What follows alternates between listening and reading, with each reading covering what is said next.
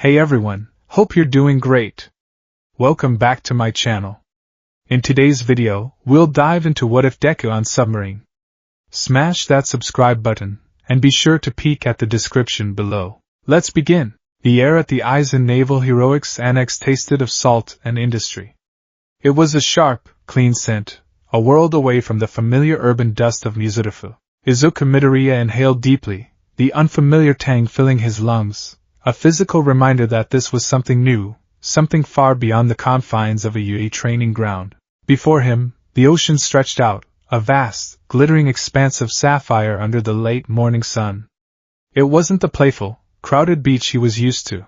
This was a working port, a place of serious purpose. Gantry cranes, like skeletal yellow giraffes, stooped over immense container ships. The low thrum of powerful engines vibrated through the soles of his regulation boots. Gulls cried overhead, their calls sharp and lonely. And docked at the most secure pier, set apart from the commercial vessels, was their destination. It wasn't a ship, not in the conventional sense. It was a sleek, matte-black leviathan, only the upper portion of its hull and its conning tower visible above the water. The Triton. Even from this distance, it radiated an aura of silent, compressed power. A familiar, straightforward voice cut through his reverie. Looks bigger in person than on the schematics, Karo. Izuku turned to see Tsuyu Ajui standing beside him, her expression as calm and placid as ever. She, more than any of them, looked at home here. Her large, dark eyes scanned the facility not with the awe of a visitor, but with the quiet appraisal of an expert evaluating her natural habitat. She had her school bag slung over one shoulder, but she moved with a fluid ease that suggested she could shed it and dive into the bay without a moment's hesitation. Tsu-chan, Izuku greeted, a nervous energy buzzing just under his skin. It's incredible. The hydrostatic compensation systems alone must be a marvel of engineering. To withstand the pressures of the Japan Trench, the hull has to be a composite alloy we probably haven't even studied yet, and the power source. He cut himself off, a flush creeping up his neck as he realized he'd started muttering. It was a habit born of a lifetime of analysis, but it still embarrassed him. Tsuyu simply blinked. You've been studying. It wasn't a question. A little, he admitted, rubbing the back of his neck. I wanted to be prepared. This isn't like the unforeseen simulation joint. This is a real deep-sea mission. The variables are astronomical. It's just water, Midoriya, she said, though a small, reassuring smile touched her lips. Deeper water, but still water. I'm glad you're here. Your thinking will be useful. Her simple vote of confidence was like a balm on his frayed nerves. Before he could respond, two more figures approached, their footsteps ringing on the concrete pier. Momo Yaoyorozu walked with a poised, confident stride, her long black hair tied back in its usual spiky ponytail. She held a datapad, its screen glowing with complex diagrams that Izuku immediately recognized as a cross-section of the Triton. She wasn't just looking at the submarine. She was mentally deconstructing it, cataloging its materials, its systems, its potential points of failure. Her gaze was sharp, analytical, and missed nothing. Trailing a few steps behind her, as if reluctant to leave the shadows cast by a nearby storage building, was Fumikage Tokoemi. His arms were crossed, his posture tense. The bright, open expanse of the sky and the glittering water seemed to make him deeply uncomfortable. His crimson eyes darted around, avoiding the direct glare of the sun. Izuku could almost feel the presence of dark shadow, not manifested, but coiled tightly within Tokoemi, a creature of darkness chafing under the oppressive noon light. Yaoyorozu, Tokoemi-kun, Izuku greeted with a nod. Midoriya, Ajui, Momo replied, her voice crisp and clear. I've been reviewing the preliminary mission packet. The energy readings are most peculiar. They don't conform to any known quark energy patterns on file, nor do they match natural geothermal or seismic phenomena. A mystery cloaked in the crushing dark, Tokoemi intoned, his voice a low rumble. A fitting stage for a tragedy. Let's hope it's more of an investigative procedural, Tsuyu countered dryly. Their small group was complete. The four of them, a strange and specific collection of talents hand-picked for a mission none of them yet fully understood. That's enough speculation. The voice was low, tired, and utterly authoritative. Shota Aizawa emerged from the main annex building, his black jumpsuit looking out of place against the naval backdrop. His capture weapon was wrapped loosely around his neck, and his eyes, bloodshot as always, scanned his 4 students with an unnerving intensity. "You're all here. Good. Don't get comfortable." He jerked his head toward the submarine's gangplank. "This isn't a field trip. This is an active heroics deployment under the supervision of a pro-hero specializing in deep-sea operations. You were chosen because your quirks present a unique strategic advantage in such an environment. Ajri's aquatic specialization is obvious. Yayorozu's creation is critical for resource management and emergency repairs in an isolated setting. Midoriya's analytical skills and versatile power application are being tested. And Tokoemi." He paused, his gaze lingering on the bird-headed boy. "Your control over dark shadow in an environment of absolute darkness will be put to the ultimate test. Consider this the most difficult exam you will ever take. The consequences for failure are real." The air grew heavy with the weight of his words. This wasn't about grades or licenses. This was about survival. As if on cue, a man descended the Triton's gangplank. He was older, perhaps in his late 40s, with a broad, sturdy frame that spoke of a life spent battling immense physical forces. His face was weathered, with laugh lines around his eyes that were currently offset by a serious, focus set to his jaw. He wore a dark blue captain's uniform, functional and devoid of flair, but it fit him with a comfortable authority. His hair was a dark, seal-slick brown, and there was a calm, steady quality to his presence, like the deep, slow currents far below the stormy surface. "Aizawa," the man greeted, his voice a calm baritone. "These are the prodigies you told me about, Captain Oki," Aizawa said with a nod of respect. "This is Izuku Midoriya, Momo Yayorozu, Tsuyu Ajiri, and Fumikage Tokoemi. Students, this is Pro-Hero Selkie, your commanding officer for the duration of this mission." Captain Masaru Selkie Oki's eyes, a surprisingly warm shade of brown, moved over each of them. It wasn't a judgmental gaze, but an assessing one. He was weighing them, measuring them, much like Momo had been measuring his submarine. "Welcome aboard the Triton," he said, his voice resonating with a quiet power. "I've read your files. Impressive, all of you. But theory and practice are 2 different oceans. The deep sea is not your friend. It is not your enemy. It is simply indifferent. It will crush you without malice if you make a mistake. Remember that." He turned without waiting for a response, and gestured toward the gangplank. "The briefing will be held in the wardroom. Stow your gear in the assigned bunks, then meet me there in 10 minutes, and try not to touch anything that's glowing, sparking, or hissing." With that, he walked back up the gangplank and disappeared into the dark interior of the submarine. Aizawa looked at his students one last time. Listen to him. Learn from him. Survive. I'll be coordinating with the agency from the surface. Don't make me regret this. It was the closest thing to a good luck they were going to get from him. One by one, they shouldered their bags and followed Selkie into the belly of the beast. The transition was jarring. One moment they were in the bright, open air, the next they were enclosed in a world of polished steel, bundled cables, and the low, ever-present hum of machinery. The air inside was cool and tasted faintly of ozone and filtered air. Passageways were narrow, forcing them to walk in single file. Low-hanging pipes and conduits made Izuku, the tallest of the group, duck his head instinctively. It was the epitome of claustrophobia. Their bunks were little more than alcoves stacked 3 high, each with a mattress, a small storage locker, and a privacy curtain. It was cramped, functional, and deeply impersonal. Tokoemi immediately claimed a lower bunk in the darkest corner of the small room, his relief at being out of the sun palpable. 10 minutes later, they found their way to the wardroom. It doubled as a mess hall and tactical center.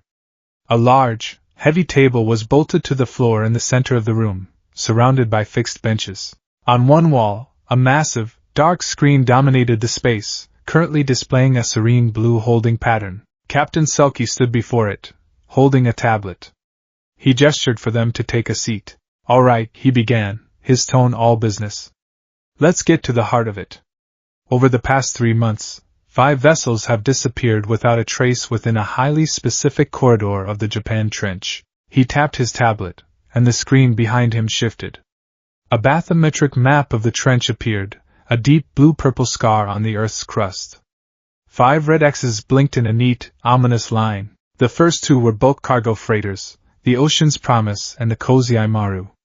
They were reported overdue, and search parties found nothing. No oil slicks, no debris fields, no emergency locator beacon signals. They simply vanished from satellite and radar tracking. Momo leaned forward, her brow furrowed. That's statistically improbable. Even in a catastrophic failure, there's almost always a debris signature, especially for vessels of that size. Exactly, Selkie affirmed, tapping the screen again. A third X appeared. The third was a long-line fishing vessel, the Akami. Smaller, but the same result. Nothing. By this point, the Hero Public Safety Commission was getting involved, but quietly. They didn't want to cause a panic. He zoomed in on the fourth X. This is where it escalated. The Helios, an international cable-laying ship. Gone. The diplomatic fallout was considerable. That's when they authorized a preliminary investigative mission. An image of a sleek, modern research vessel appeared on the screen. This was the JMSA Challenger Deep, a state-of-the-art research submarine, not unlike the Triton but designed for science, not heroics. Its mission was to patrol the area and gather data. It maintained contact for 3 days. Selkie's expression darkened. On the 4th day, they sent one final, garbled data packet. Then silence. He swiped the screen, and the 5th X blinked into existence, right on top of the 4th. Like the others, the Challenger Deep vanished completely. A heavy silence filled the room. This was no longer a statistical anomaly. This was a pattern. This was a predator. What was in the data packet? Izuku asked, his voice barely above a whisper. He was already scribbling furiously in the new, water-resistant notebook he'd brought. Selkie looked at him, a flicker of appreciation in his eyes. That's the crux of our mission, Midoriya. The packet contained 2 things. First, sonar readings. They weren't of a physical object, but what the analysts are calling a pressure ghost. A perfect sonar image of the previously vanished freighter, the Helios, appearing for a few seconds before dissipating. It was like an echo in the water itself. Tokoyami shuddered, his feathers ruffling slightly. A specter of the deep. Second, Selkie continued, ignoring the interruption, and more importantly, was this. He brought up a new image on the main screen. It was a waveform, but unlike any Izuku had ever seen. Instead of a regular, mechanical pulse, it undulated in a strange, almost organic rhythm. It was a deep, vibrant purple, and it seemed to throb on the screen like a living thing. This is the energy signature the Challenger Deep recorded just before it went silent, Selkie explained. It's what Yaoyorozu read about in the file. It's powerful, localized, and it seems to pulse in time with these pressure ghost appearances. We believe this energy is the key. Whatever is causing it is responsible for the disappearances. Could it be a quirk? Tsuyu asked, her chin resting on her folded hand. Someone who can manipulate water pressure or density on a massive scale. It's the leading hypothesis, Selkie confirmed. A quirk of terrifying power. To erase a 200,000-ton cargo ship from existence requires energy on a scale that rivals a high-end pro-hero. To do it without leaving a trace suggests a level of control that is unprecedented. We are potentially dealing with a villain on the same threat level as an All-for-One or a Shigaraki, but in an environment where we are at a severe disadvantage. The comparison hung in the air, chilling them all to the bone. So, our mission, Selkie said, his voice dropping to a low, serious register, is threefold. 1. Proceed to the last known position of the Challenger Deep. 2. Locate the source of this energy signature using the Triton's advanced sensor suite. 3. Identify the nature of the threat.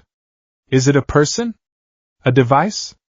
A combination? You are to gather intelligence, report back, and that's it. I want to make this crystal clear. We are a reconnaissance team. We are not to engage unless we are directly fired upon or it is our only means of survival. Is that understood? 4 voices murmured their assent, each tinged with a different shade of apprehension. Yaoyorozu, Selkie said, turning to her.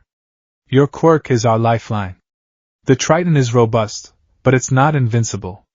I've given you full access to the ship's schematics and material composition logs. In the event of a hull breach or system failure, you will be the lead on damage control. Familiarize yourself with the engineering bay and the fabrication unit. It can provide you with the base catalyst materials you need, but your knowledge will determine what you can make from them. Momo nodded sharply, her eyes alight with fierce determination. I understand, Captain. I will not fail. Ajui, he continued, you are our eyes and ears outside the hull. We have a new model of deep-sea excursion suit for you, rated for pressures up to 11,000 meters. It's reinforced, but it's your quirk that makes it viable. You'll be our primary operative for any necessary extravehicular activity. I'm ready, Captain.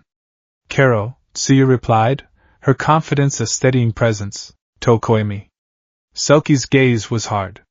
The Japan Trench is one of the darkest places on Earth. There is no ambient light. None. That will make dark shadow incredibly powerful. It could also make it uncontrollable. Your bunk is near the portside UV array for a reason. You are to maintain a strict light exposure regimen to keep it in check? But if we lose power, or if you are deployed outside, you will become our most powerful weapon and our greatest liability. You need to be the master, not the other way around. Tokoemi bowed his head. The compact has been made. The darkness will bend to my will. His voice was firm, but Izuku saw the slight tremor in his hands. Finally, Selkie's eyes landed on Izuku. Midoriya. Your quirk is raw power. On land, you're a force of nature. Down there, he gestured to the floor, as if pointing through the hull to the crushing depths below. A full power smash would be useless. The water will absorb the kinetic force within meters. Worse, the shockwave could compromise our own hull. You are not a wrecking ball here. You are a scalpel. Your mind is your primary weapon. I need you analyzing every piece of data we get. I need you to find the weak point. I need you to think your way out of the box, because the box is all we'll have. Izuku swallowed hard, the weight of the responsibility settling on his shoulders. He was being asked not to punch his way out of a problem, but to think his way out. It was what he'd always done before he had a quirk, but now, the stakes were infinitely higher. Yes, sir. I understand. Good. Selkie's posture relaxed fractionally. The journey to the trench will take 20 hours. Use that time. Train, study, rest. Once we begin our descent into the target zone, there will be no time for anything but the mission. He dismissed them with a nod. As they filed out of the wardroom, the low hum of the submarine seemed to grow louder, a constant reminder of the machine that would be their entire world for the foreseeable future. The next 20 hours passed in a blur of focused activity. Momo sequestered herself in the engineering bay with the chief engineer, a woman with oil-stained hands and a perpetually tired expression. They spoke a rapid-fire language of pressure tolerances, energy capacitance, and material fatigue that made Izuku's head spin. Tsuyu spent most of her time in the dive chamber, calibrating her excursion suit, and running diagnostics with the ship's dive master. Izuku saw her once through a thick viewport, suspended in a massive testing tank, moving through the water with an effortless grace that was breathtaking to watch. She was a part of that world, not just a visitor. Tokoemi, true to his word, adhered to a strict schedule. He spent precise amounts of time under the soft glow of the UV lamps in his quarters, his expression grim and focused. Izuku imagined it was a constant, draining battle, a negotiation with the sentient power that lived inside him. The rest of the time, he sat in the small library, reading ancient poetry, his presence a pool of quiet intensity. Izuku himself split his time between physical training and mental preparation. In the sub-small gym, he practiced minute-controlled bursts of one for all. He focused on the shoot style, kicking at a reinforced heavy bag, trying to generate focus force without a massive, concussive follow-through. It was frustrating. His body was used to letting loose, to channeling that storm of power. Holding it back felt like trying to dam a hurricane with a pane of glass. The rest of the time, he was glued to a console in the command center, studying the bathymetric maps, the files on the missing ships, and especially the recording of the strange energy signature. He replayed it hundreds of times, muttering theories to himself. The pulse isn't random, it has a rhythm, like a heartbeat, but it's asymmetrical. Could it be a byproduct of a quirk, not the quirk itself? Like exhaust fumes? And the pressure ghosts? A residual imprint? like a footprint in wet sand? But what kind of force could imprint itself on water itself? Hydrokinesis on that scale is almost unheard of. Maybe it's not pressure, but a localized temporal or spatial distortion. No, that doesn't fit the energy readings. His notebook filled with frantic scrawls, diagrams, and questions. The crew members on watch gave him a wide berth, occasionally glancing over with expressions of amused curiosity. Captain Selkie would sometimes stand behind him, watching his process in silence for a few minutes before moving on, a thoughtful look on his face. Finally, the moment came. An automated, calm female voice echoed through the submarine's intercom. Attention all hands. We have reached the target coordinates. Commencing dive into the Japan Trench. All non-essential personnel, secure your stations. Estimated time to mission depth, 6 hours. Izuku felt a jolt, a mixture of terror and electric excitement. He joined Momo, Tsuyu, and Tokoyami in the command center. The large room was bathed in the cool, blue-green light of dozens of screens. Captain Selkie sat in the central command chair, the picture of calm authority. Helm, all ahead 1/3. Ballast control, flood main tanks. Take us down on a 10-degree plane, Selkie ordered, his voice steady. Flooding main tanks. 10-degree downplane confirmed, Captain, a technician responded. A deep groaning sound echoed through the hull, and the deck tilted slightly forward.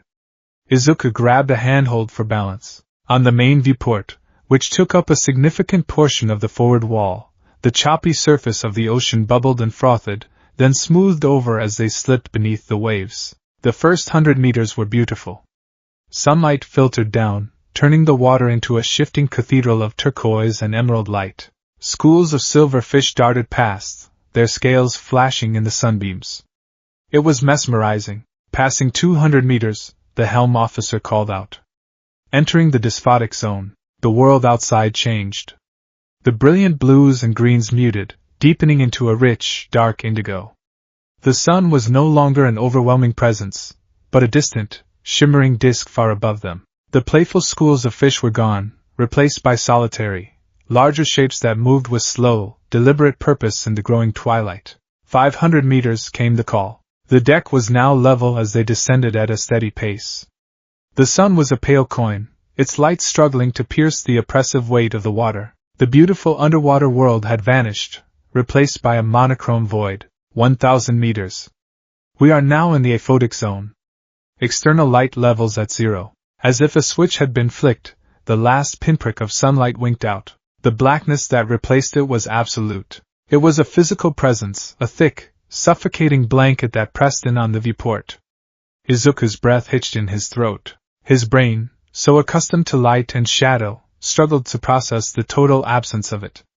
There was no up, no down, just an infinite, featureless void. The only reality was the inside of this metal tube, the hum of its life support, the glow of its screens. They were an island of life and light in an ocean of utter death and darkness. He glanced at Tokoyami. The boy stood rigid, his hands clenched into fists at his sides. His eyes were wide, fixed on the black nothingness outside. Izuku could feel a subtle shift in the room's temperature, a cold spot forming around Tokoyami as dark shadows stirred within, drawn to the endless night that was its natural element. External lamps on, full array, Selkie ordered, his voice cutting through the tense silence. With a series of soft clicks, powerful beams of white light stabbed out from the Triton's hull. They cut through the darkness, illuminating a cone of water in front of them, and the world they revealed was a nightmare. This wasn't the empty void they had imagined. It was teeming with life, but it was a life born of crushing pressure and eternal night. A ghostly white anglerfish, its lure glowing with a sickly, hypnotic light, drifted past, its mouth a cavern of needle-like teeth. A swarm of tiny, shrimp-like creatures, each glowing with a faint blue bioluminescence, swirled like a living constellation. A colossal squid, its eyes the size of dinner plates, watched them from the edge of the light before propelling itself back into the concealing darkness with a powerful jet of water. The light didn't bring comfort. It only revealed the monsters that had been there all along. 2,000 meters, the technician's voice was a little strained now. Hull pressure at 290 atmospheres. A low creak echoed through the submarine, a metallic complaint from the hull as it adjusted to the titanic weight of the water above. 290 times the normal atmospheric pressure, enough to crush a car into a little metal cube. And they were still going down. Izuku stood before the main viewport, his knuckles white where he gripped a safety rail. His mind, usually a whirlwind of analysis, was momentarily stunned into silence. He felt small. Insignificant. The power of One for All, the legacy of the world's greatest heroes, felt like a child's toy in the face of this. The sheer, indifferent power of the planet itself, the mission, the villain, the strange energy signature, it all felt distant. Right now, the only enemy was the deep itself. Momo was watching the strain gauges on a secondary console, her lips a thin, tight line. Tsuyu watched the viewport with an unreadable expression, a native observing the deepest, most sacred parts of her kingdom. Tokoemi had closed his eyes, his hands pressed flat against the cold metal wall, as if trying to ground himself. 4,000 meters. Hull integrity at 99.8%. All systems green, the report came. Another groan from the hull, louder this time. The submarine felt like a living thing, breathing, straining. 6,000 meters. 8,000 meters. Approaching mission depth. The beams of light seemed weaker now, swallowed by the infinite blackness that pressed in from all sides. The strange, bioluminescent creatures were sparser here, the forms they took more alien, more skeletal. Captain, the sonar officer called out, his voice sharp. I'm picking something up. Dead ahead. A large mass, stationary. Selkie leaned forward in his chair. On screen, the main viewport remained a swirling vortex of illuminated marine snow, but the tactical display next to it resolved into a green-tinted sonar image. It was a massive, jagged shape, resting on the trench floor. A shipwreck. Magnify, Selkie ordered. The image sharpened. It was a submarine. Sleek, modern, and horrifically damaged. A massive section of its hull was peeled back like a tin can, revealing the skeletal ribs of its internal structure. Cross-reference registry, Selkie commanded, his voice grim. A few seconds of tense silence passed, filled only by the hum of the computers and the faint, rhythmic ping of the active sonar. Registry confirmed, Captain, the officer said, his voice hushed. It's the JMSA Challenger Deep. Izuku stared at the ghostly green image of the wreck. They had found it. The fifth red X on the map. He looked from the sonar screen to the viewport, peering into the illuminated darkness ahead, where the real thing lay waiting. They were at the edge of the graveyard. The automated voice, impossibly calm, made its final announcement. Mission depth reached. 10,900 meters. Welcome to the Japan Trench. The hum of the engines softened as the Triton slowed to a crawl. The submarine hung suspended in the water, a tiny, fragile bubble of life and warmth at the bottom of the world. Izuku looked out at the crushing, eternal night, at the wreck of their predecessor lying silent in the abyss. The investigation had just begun, but he was already certain of one thing. They were not alone down here. And whatever had done that to the Challenger Deep knew they had arrived. The first 24 hours at the bottom of the world were a lesson in monotony. Time, unmoored from the rhythm of sun and moon, became an artificial construct, dictated by the soft chimes that announced shift changes and the scheduled, nutritionally paced meals that appeared in the wardroom with bland regularity. The submarine was a self-contained universe, a hermetically sealed bubble of recycled air and unchanging fluorescent light. The low, omnipresent hum of the life support systems and the gentle vibration of the circulation fans became the soundtrack to their existence, a constant thrumming that worked its way into the bones. For Izuku Midoriya, it was both a fascinating prison and an analytical paradise. The initial, heart-pounding awe of the descent had settled into a low-grade, persistent claustrophobia. The narrow corridors, the low ceilings, the sheer, undeniable fact of 11 kilometers of water pressing in on them from all sides. It was a weight on his mind as much as on the hull. He found himself unconsciously flexing his hands, a phantom urge to summon One for All and punch a hole in the wall just to feel a sense of space. He fought the feeling down, channeling the nervous energy into his true comfort zone, analysis. He became a fixture in the command center, a silent observer at a secondary console. The crew, a tight-knit group of professionals with the quiet competence of those who live with constant, manageable risk, had quickly grown used to the green-haired boy's intense, muttering presence. He filled his notebook with data, cross-referencing the Triton's passive sonar readings with the final data packet from the Challenger deep. He mapped the microcurrents, studied the thermal layers, and tried to find a pattern in the chaos of the abyss. "You're going to burn a hole in that screen, Midoriya-kun," a soft voice said beside him. Izuku jumped, startled out of his hyper-focused state. Tsuyu Azuri stood there, holding 2 mugs of steaming, nutrient-rich broth. She offered one to him, her large eyes placid. "Tsuchan," he said, taking the mug gratefully. The warmth seeped into his hands. "Sorry, I was thinking."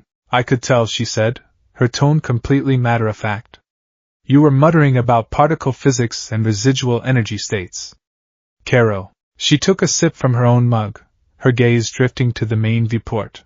Outside, the sub's lights illuminated a slow, endless dance of marine snow, the organic debris that drifted down from the upper layers of the ocean, a constant, ghostly rain. "It's just, none of it makes sense," Izuku confessed, gesturing at his screen, which was filled with complex equations. "To leave an imprint on the water itself, a pressure ghost, that's not just moving water. That's altering its fundamental properties on a quantum level. Or it's a projection, a hyperrealistic illusion created by manipulating light and sonar waves. But the energy signature doesn't align with a light or sound-based quirk." "Maybe you're thinking too much like a surface dweller," Tsuyu suggested simply. Izuku blinked. "What do you mean?" "Down here," she said, her voice dropping slightly, becoming more resonant, "water isn't just H2O. It's a medium. It carries everything.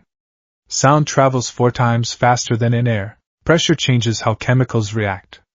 Life uses light and electricity in ways you never see on the surface." She pointed a long finger at the viewport, where a creature that looked like a translucent ribbon with a line of pulsing blue lights along its spine undulated past. "That's a siphonophore. It's not one animal. It's a colony of thousands of tiny individuals, all working together. Some are for propulsion, some for eating, some for light. They act as one organism. Maybe the ghost is something like that. Not one thing, but a remnant of many things, forced to act in concert." Izuku stared, his mind racing to catch up. He had been thinking about the physics, the raw numbers. He hadn't been thinking about the biology, the philosophy of the deep. Tsuyu, in her simple, direct way, had just opened a dozen new avenues of thought. "That's a brilliant way to look at it," he said, his eyes wide with a new kind of excitement. "A collective phenomenon, a footprint left not by a single step, but by the memory of the entire structure." He started scribbling furiously in his notebook again, the broth forgotten in his hand. Tsuyu watched him for a moment, a small, fond smile on her lips. "Don't forget to drink. Your brain needs fuel, too." Karo. Elsewhere in the metallic labyrinth, a different kind of preparation was underway. Momo Jayorosa stood in the heart of the beast, the engine room. The air here was warmer, thick with the smell of hot metal and ozone.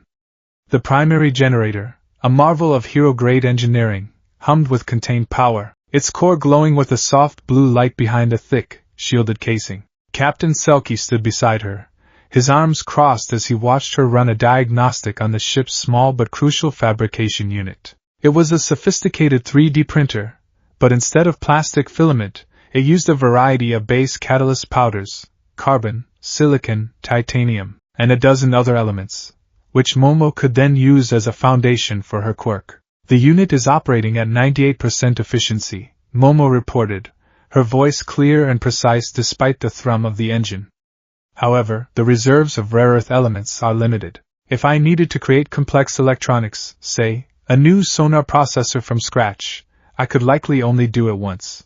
"That's the trade-off," Selkie said, his eyes scanning the gauges on the main reactor. "The Triton is designed for self-sufficiency, but not for a protracted siege. Your quirk is our miracle, Jayorozu, but every miracle has its cost. In this case, it's lipids and a finite supply of materials. Don't waste it." "I have no intention of doing so, Captain," she replied, her tone firm. "I have already mentally catalogued the material composition of every critical system on this vessel. I've prioritized potential repairs into 3 tiers: essential for life support, essential for mission capability, and non-essential. Selkie turned to her, a flicker of deep respect in his eyes. He had commanded dozens of missions, worked with hundreds of pros, but he'd rarely encountered a mind so ruthlessly organized, especially in one so young. To one contingency he prompted, testing her. Catastrophic hull breach in the aft crew quarters. Size of a dinner plate. What do you do? Momo didn't hesitate. The automatic bulkheads would seal the section. I would first create a fast-expanding, high-density polymer foam to plug the initial rupture from this side of the bulkhead. This would reduce the inflow to a manageable leak. Concurrently, I would be creating a cold weld patch from a titanium-tungsten alloy, matching the exact specifications of the hull. Once the patch is ready, we would momentarily reduce internal pressure in the adjacent corridor, open the bulkhead, apply the patch, and weld it into place using a portable plasma torch, which I would also create. The entire process should take no more than 4 minutes. Selkie stared at her for a long moment, then let out a low whistle. 4 minutes. You've thought this through. I believe in being prepared for every eventuality, Momo said, her back straight, her gaze unwavering.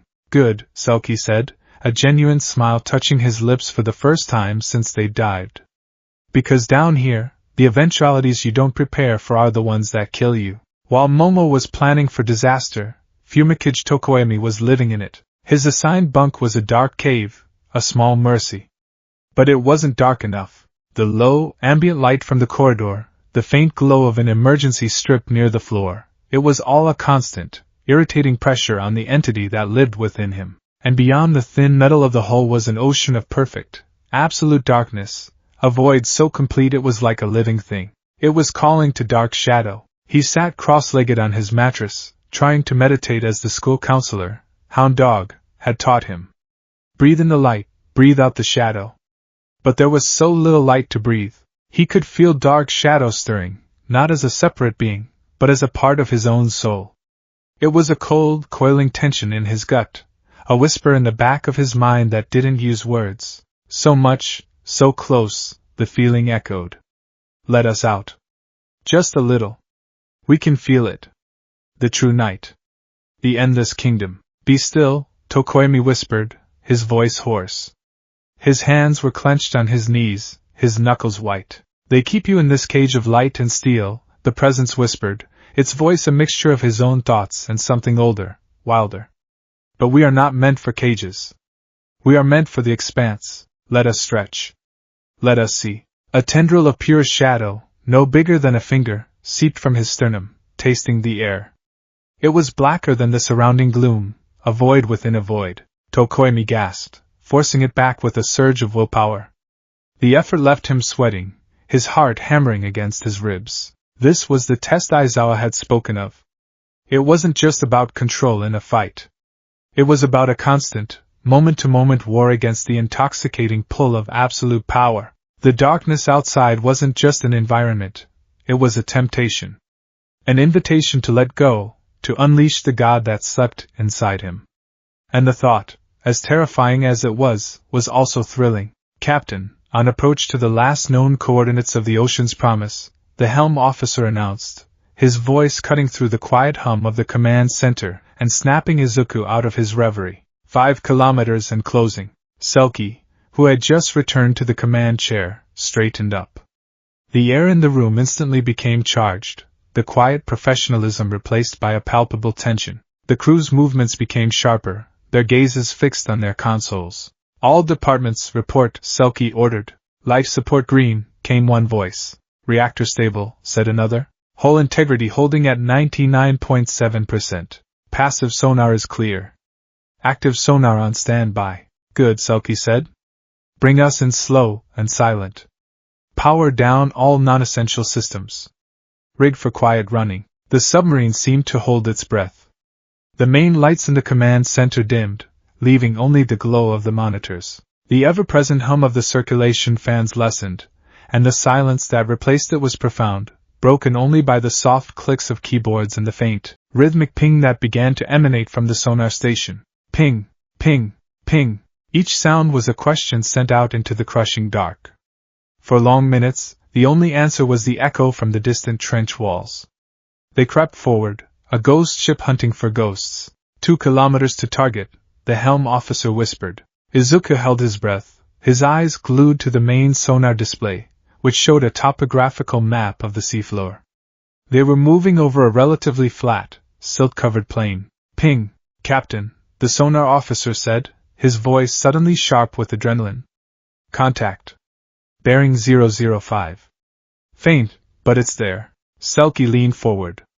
On the main display, a tiny, flickering green dot appeared on the tactical screen. It was ephemeral, like a heat shimmer or a trick of the light. It was there one moment, gone the next. It's not a solid contact, the officer reported, his fingers flying across his console. The signal is distorted. It's like an echo of an echo. Stay on it, Selkie commanded, his voice a low growl. Midoriya, does this match the Challenger Deep's data? Izuku was already there, pulling up the archived file. He overlaid the two signals. The waveform of the new contact was a near-perfect match for the pressure ghost the previous sub had recorded. It's a match, Captain, Izuku confirmed, his heart starting to pound. The frequency, the distortion pattern, it's the same phenomenon. As they drew closer, the flickering dot on the sonar screen began to coalesce. It pulsed, growing stronger with each ping, taking on a definite shape. It was long. It was wide. It had the unmistakable outline of a massive ship. My God, one of the crew members breathed. It's the ocean's promise. There it was, floating in the black water ahead of them on the sonar screen, a perfect, three-dimensional ghost image of the lost freighter. It wasn't a wreck. It was whole, intact, a spectral leviathan hanging in the abyss. Visual confirmation? Selkie asked, his eyes locked on the screen. Negative, Captain, the helm officer replied, peering at the viewport. There's nothing out there.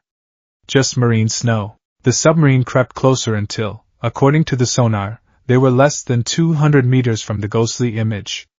The crew stared in stunned silence. It was one thing to read about it in a report. It was another to see the phantom of a 200,000-ton vessel appearing on their screens where only empty water existed.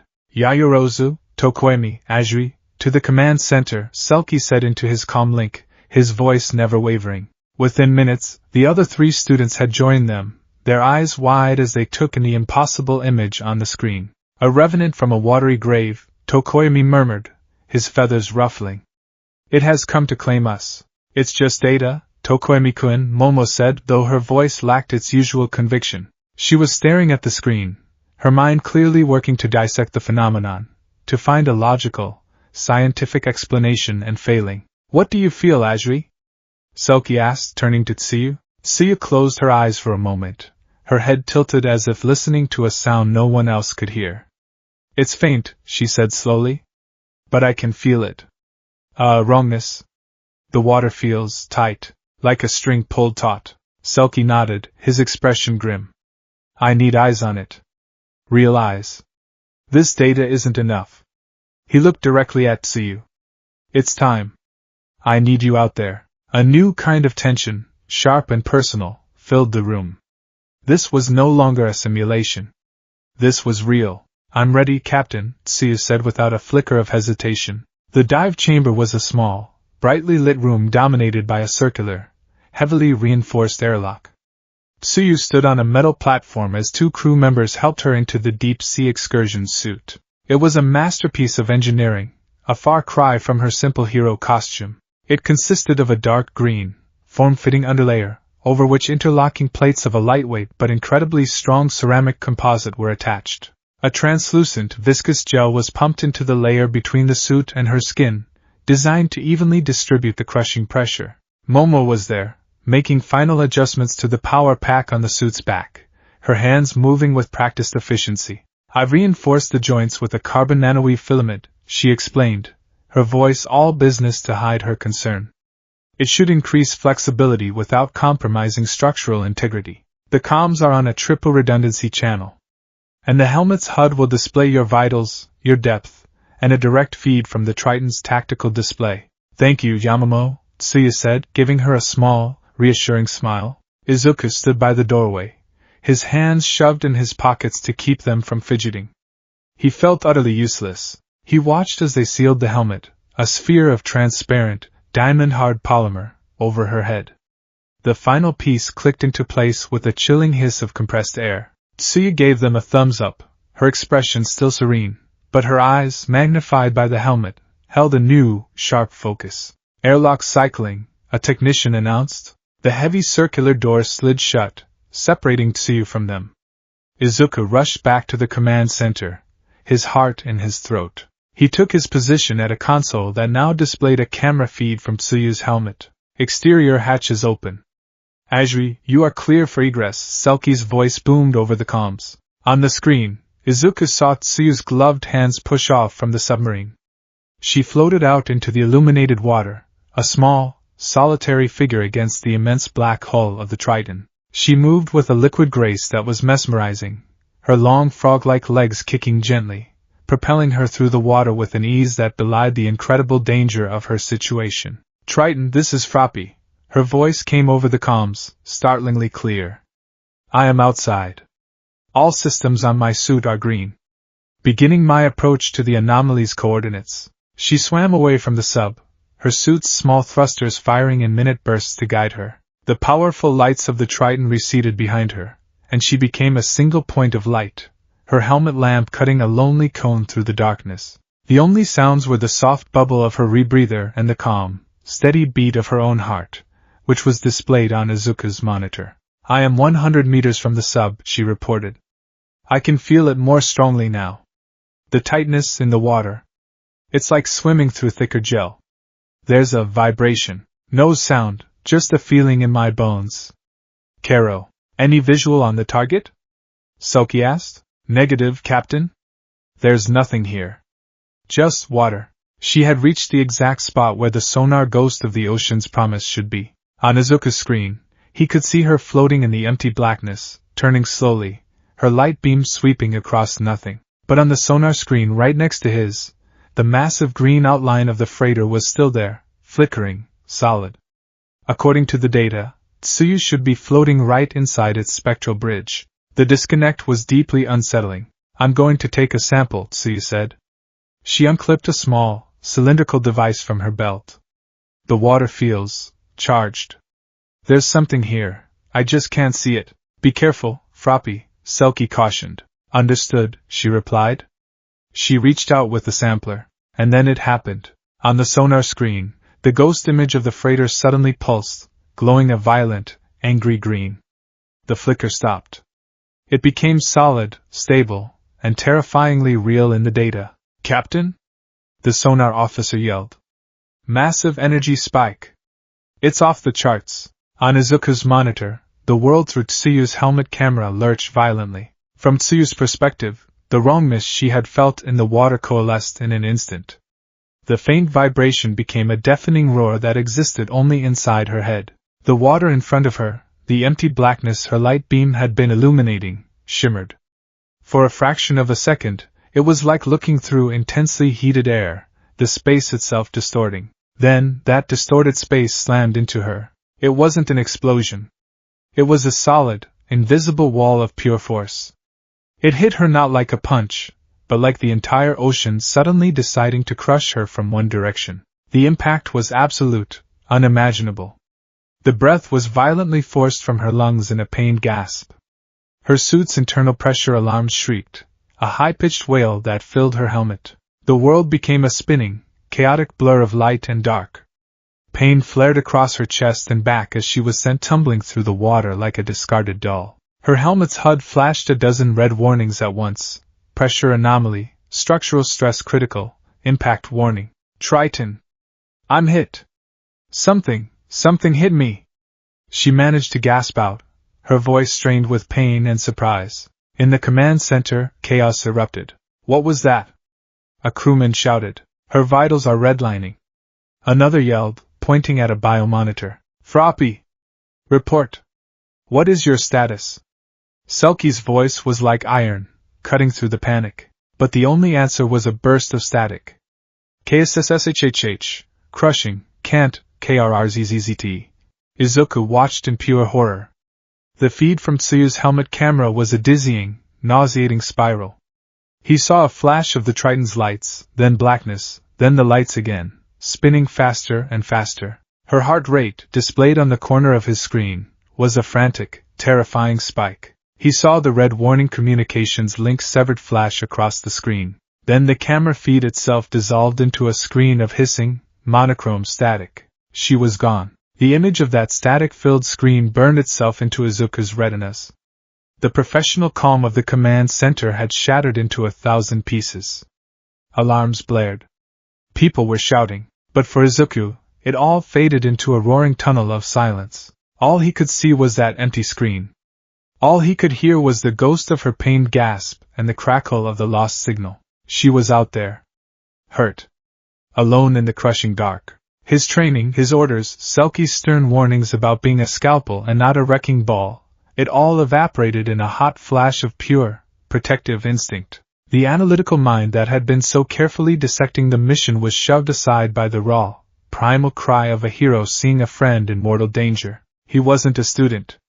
He wasn't a strategist. He was a rescuer.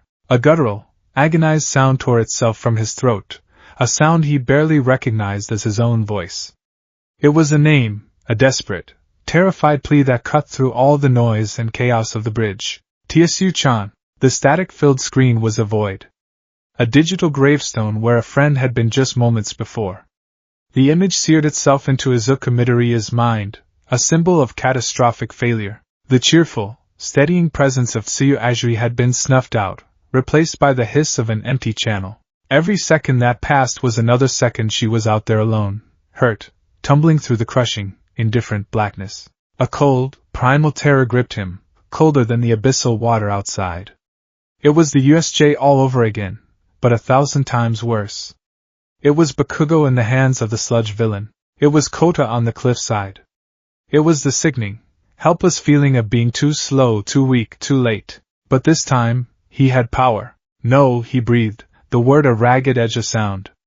No, not again. The analytical part of his brain, the part that had been so fascinated by the pressure ghosts and energy signatures, was gone. It had been incinerated by a white-hot surge of adrenaline and raw, protective fury. The carefully constructed discipline of the past day, the controlled bursts of One for All, the focus on strategy, shattered like glass. He didn't think. He reacted. He spun on his heel, his movements a blur of green lightning that flickered around his limbs. The other people in the command center, the panicked crew, the stunned Momo, the rigid Tokoemi, became obstacles in a dream. He dodged a technician, vaulted over a console, and burst out of the command center into the narrow corridor, his target singular and absolute, the dive chamber. Midoriya, stand down. That's an order. Selkie's voice, a roar of pure command, boomed from the intercom system, but it was just noise to Izuku. He moved with a speed and purpose that the cramped confines of the submarine were never designed to handle. He ricocheted off a bulkhead, using a controlled 5% of One for All in his legs to propel himself down the passageway. The metal walls groaned at the impact. He was a force of nature crammed into a tin can. He skidded into the dive chamber, the scent of ozone and sterilized water sharp in his nostrils. The two crew members who had helped Tsuyu into her suit were staring at a bank of monitors displaying the same horrifying static as the ones on the bridge. They looked up, their eyes wide with shock as he burst in. Open the torpedo tube! He yelled, his voice raw and unfamiliar to his own ears. Now, son, are you crazy? One of them, a grizzled man with a thick neck, stammered. The external pressure, it'll turn you into paste. There's no time.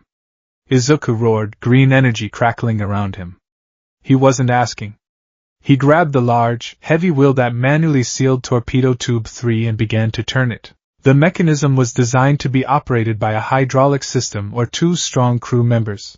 Izuku was turning it by himself, the muscles in his back and arms screaming as he channeled One for All, the veins standing out on his neck. Midoriya! The voice was right behind him, and it was not on an intercom. A large, heavy hand clamped down on his shoulder, and the grip was like iron. Izuku was brought to a dead stop, his frantic strength meeting an immovable object. He turned, his eyes wild, and found himself staring into the furious, stone-hard gaze of Captain Selkie. The pro-hero had moved with a speed that belied his size, intercepting him just before he did something unforgivable. Let go of me! Izuku snarled, trying to shrug off the grip, but it was useless. Selkie's strength was not the explosive power of One for All. It was the deep, rooted power of the ocean itself, an anchor against the storm. You will stand down, student. Selkie's voice was a low, dangerous growl, his usual calm completely gone, replaced by the cold fury of a commander on the verge of losing control of his ship and his crew. You think you can survive out there for more than a second? Your body isn't built for this. Your quirk is not a shield against 1100 atmospheres of pressure. You would die before you even cleared the tube. A useless, pointless death. And you would be no help to Azuri. The last words hit Izuku like a physical blow. No help to Azuri. The white-hot rage that had been fueling him flickered, and a sliver of chilling, horrifying reason pierced through. Selkie was right. In his blind panic, he had been about to commit suicide. A noble, idiotic, and utterly useless suicide. The green lightning around his limbs sputtered and died, leaving him panting, trembling, the adrenaline crashing down into a wave of despair. But we can't just leave her, he whispered, the fight going out of him. His shoulders slumped. Selkie's grip on his shoulder gentled slightly, but remained firm. I am not leaving my operative behind, he said, his voice regaining a measure of its command authority. He looked at the two stunned crewmen. Track her emergency beacon. Give me a location, now! Aye, Captain! One of them snapped, turning back to his console, his hands flying across the keyboard. Beacon is faint, intermittent, but I have a lock. She's 200 meters off the port bow, falling fast. Current depth, 11,050 meters, 60. There was no more time for talk. Selkie released Izuku and turned to the main airlock, the one Tsuyu had used. He slapped a large red button on the wall. Cycle the airlock. My suit. Now, as the heavy door began to slide open, Selkie began to strip off his uniform jacket with an economy of motion that spoke of endless drills. And as he did, his body began to change. It was a transformation born of necessity, not spectacle. His skin took on a darker, slicker texture, like wet leather. A thick layer of insulating blubber seemed to flow into place beneath it, broadening his chest and shoulders. His hands and feet elongated, the fingers and toes webbing together into powerful, paddle-like flippers. His face softened, his nose and mouth pushing forward into a streamlined, whiskered snout. Within seconds, Captain Masaru Oki was gone, and in his place stood the pro-hero Selkie, his quirk manifesting as a powerful, bipedal sealman, perfectly adapted for the crushing pressures and frigid temperatures of the deep.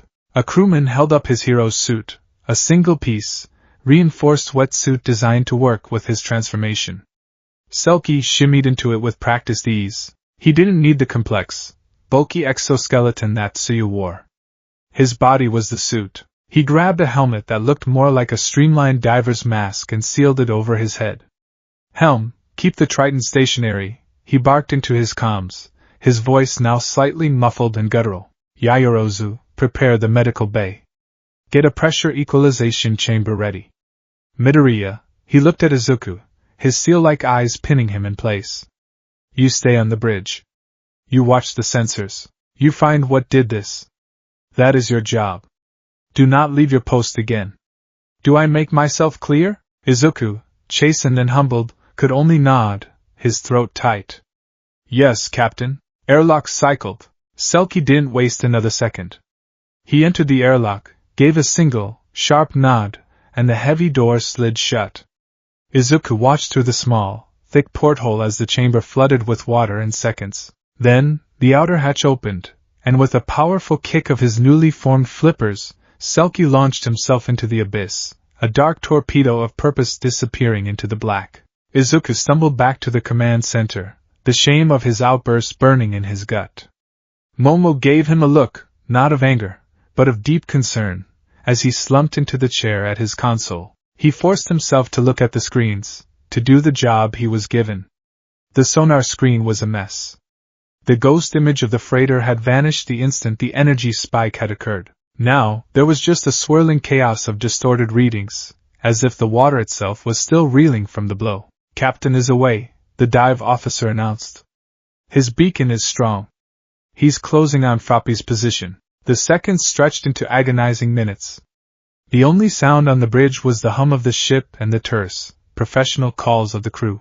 Izuku stared at his screen, trying to filter the sensor data, trying to find a pattern, a source, anything.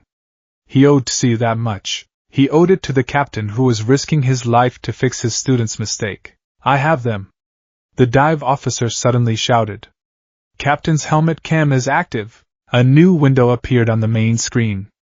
The view was from Selkie's perspective, a cone of light cutting through the darkness, far steadier than Tsuyu's had been. He was moving with incredible speed and precision, a true creature of the deep. Froppy's beacon is just ahead, Selkie's voice crackled over the speakers. The beam of his light swept downwards and caught something. A flash of dark green and white. It was Tsuyu. She was falling slowly, tumbling end over end. Her suit was visibly damaged. A section of the ceramic plating on her chest was cracked and spiderwebbed, and one of her arm thrusters was sparking erratically. She was conscious, but clearly dazed. Selkie reached her in seconds. He grabbed her arm, arresting her fall. Triton, I have her, he reported. She's alive. Conscious, but disoriented. Suit integrity is compromised, but the inner layers are holding. I'm bringing her home. A collective sigh of relief washed through the command center. Izuku felt his knees go weak, leaning heavily on the console for support. She was alive. Selkie wrapped one strong arm around Tsuyu's waist, holding her securely. He oriented them both back towards the distant, beckoning lights of the Triton. All right, kid, they heard him say, his voice meant for her but broadcast to them all. Let's get you out of the cold. He kicked off, beginning their ascent back to the submarine. And then the world turned upside down again. A voice filled the command center. It didn't come from a specific speaker. It seemed to emanate from the very air, from the hull itself, a low, resonant baritone that vibrated in their teeth. It was distorted, as if filtered through 1,000 fathoms of water, and it was filled with a chilling, echoing menace. Turn back, surface dweller. This domain is not for you. Every person on the bridge froze. Izuku's blood ran cold. The voice was calm, yet it carried an absolute, terrifying authority. It was the voice of a judge, a warden, a god in its own kingdom. Who is this? Selkie demanded, stopping in the water, holding the injured Tsuyu close as he scanned the darkness around them. Identify yourself. The only answer was a low, rumbling chuckle that seemed to press in on the submarine from all sides. I am the antibody. I am the immune system for a planet you have made sick. As the voice spoke, something began to happen. The chaotic sensor readings on Izuku's screen snapped into terrifying focus. A massive, localized energy field was coalescing, not on the ghost ship's former position, but directly around the Triton. Captain? Izuku yelled, his voice cracking with renewed alarm. The energy signature. It's back. It's all around us. You poison the sky, you scar the land, and you choke the seas with your filth. The voice continued, its calm tone beginning to fray, replaced by a zealous, righteous fury. You treat the cradle of all life as your personal sewer. But the cradle has woken up. It has chosen a guardian to purge the infection. It has chosen me. Pressure alarms. The chief engineer screamed over the comms from the engine room. The hull. The hull is under immense strain. It's not a single point, it's everywhere at once. A deep, groaning sound, 1,000 times worse than the noises from the descent, echoed through the submarine. It was the sound of a mighty beast in agony. The lights flickered violently. A secondary monitor on a nearby console exploded in a shower of sparks. I am Abyss, the voice declared, its power swelling. And I am giving you one chance. Return to your diseased surface and never come back. Trespass again, and you will be erased. Just like the others. On the main screen, the view from Selkie's helmet cam showed the impossible.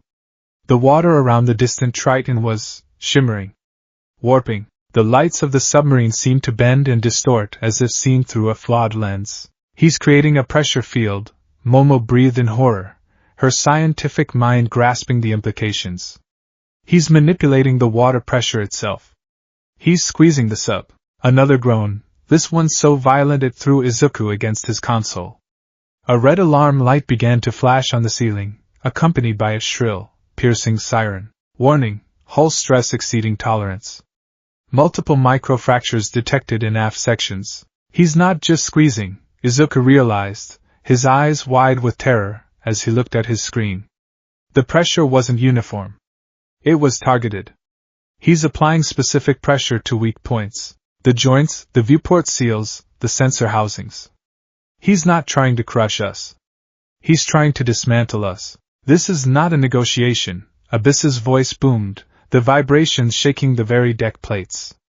This is a final warning. The main lights in the command center flickered one last time, then died, plunging them into the terrifying, claustrophobic gloom of emergency lighting. Only the red glow of the alarm strobes and the faint, sickly green of the monitors remained. A final, deafening screech of tortured metal echoed through the ship. An alarm, more critical than any of the others, blared to life. Warning, cascade failure detected in primary power conduit. Reactor scram imminent. The main reactor. The heart of the ship. The voice of Abyss fell silent, its point having been made. It left them in the dark, in a crippled, groaning submarine at the bottom of the ocean, with the chilling knowledge that they were being toyed with. The hunter had revealed himself, and they were hopelessly, terrifyingly, caught in his web. On the screen, Selkie, holding Tsuyu, could only stare in horror at the wounded, darkened submarine, his only way home. He was trapped outside, and they were trapped within. And the hunter was somewhere out there in the black, watching them all. The darkness that fell was not merely an absence of light. It was a solid thing.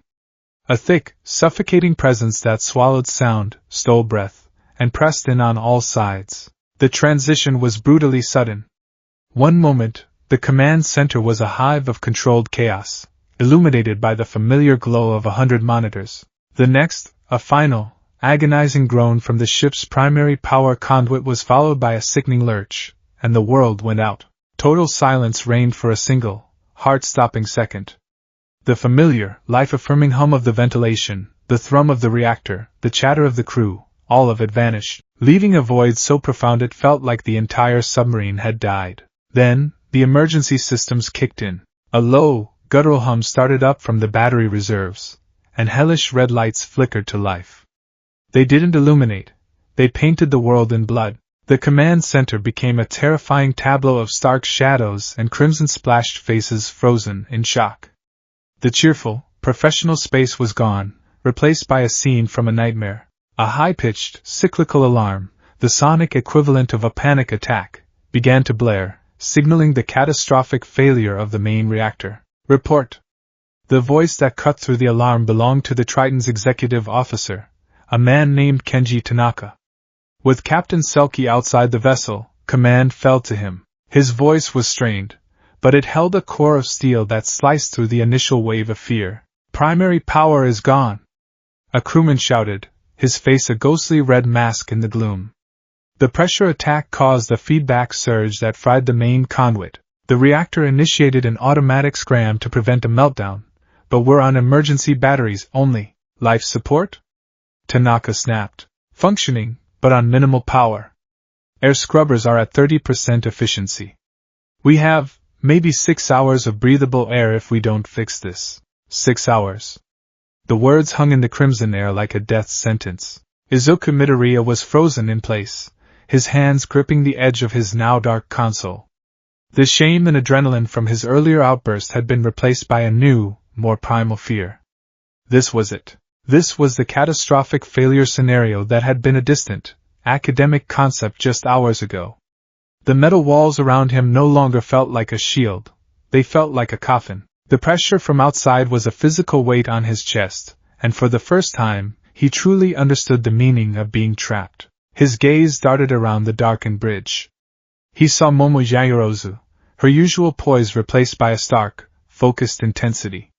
She wasn't panicking. She was calculating. Her eyes, wide in the red light, were already scanning the room, assessing the damage, her mind a whirlwind of contingency plans and material requirements. Then he looked for Tokoyami. He found him in the corner where he'd been standing, but he was no longer alone. The blackout had been an invitation. The absolute darkness, broken only by the strobing red lights, was a feast. And Dark Shadow had come out to dine. It wasn't the small, wise-cracking companion that sometimes perched on Tokoemi's shoulder. This was something else entirely. It was a monstrous, semi-corporeal entity of pure, living shadow, its form indistinct and constantly shifting.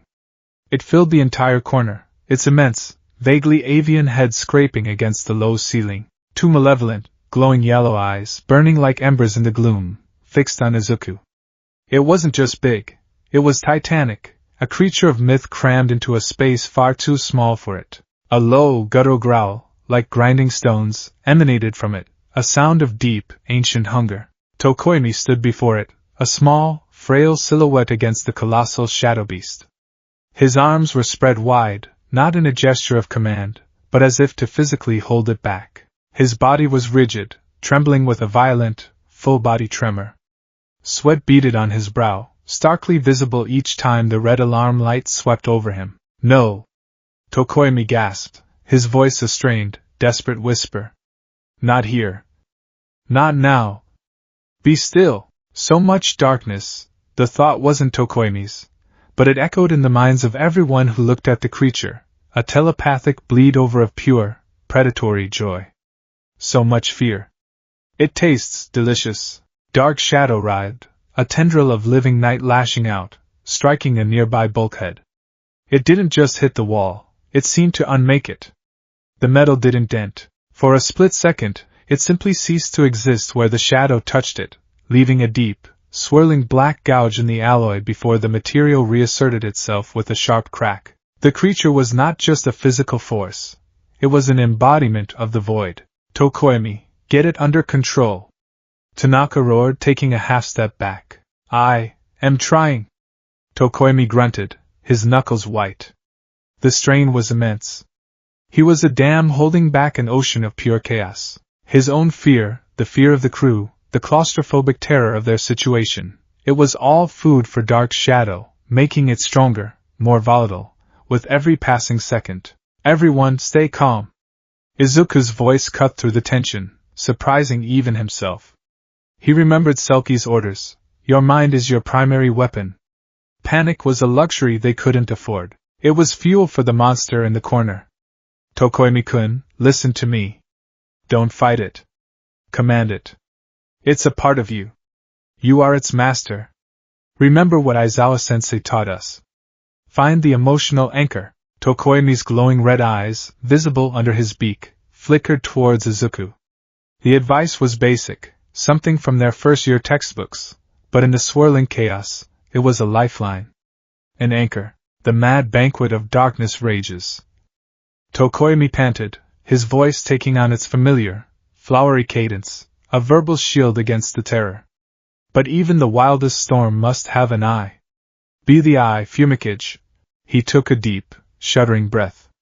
The massive form of dark shadow stilled for a moment, its glowing eyes narrowing as it focused on its host. The battle was far from over, but for a precious second, Tokoemi had found a foothold. While one fire was being contained, another was raging. "Exo Tanaka," Momo's voice was sharp, clear, and cut through the lingering panic like a scalpel. She had moved to the center of the command center, and her presence seemed to create its own pocket of calm competence. "The main power conduit runs through a maintenance crawlspace beneath the engineering deck. The surge likely melted the primary junction box. If we can bypass it, and create a direct link from the reactor's auxiliary output to the ship's main grid, we can restore essential power." Tanaka turned to her, his face a mask of grim disbelief in the red light. "Bypass the junction box? Kid, that's a 5-ton, shielded unit. The access hatch is probably fused shut, and we don't have the heavy equipment to." "I am the heavy equipment," Momo stated, her voice devoid of arrogance, filled only with unshakable certainty. She held up her hand. A faint, golden light, a stark contrast to the oppressive red, shimmered at her fingertips. "I can create the tools. I can create the bypass cable. But I need to get there. And I need light." With a soft glow, a thick, meter-long rod materialized from her palm.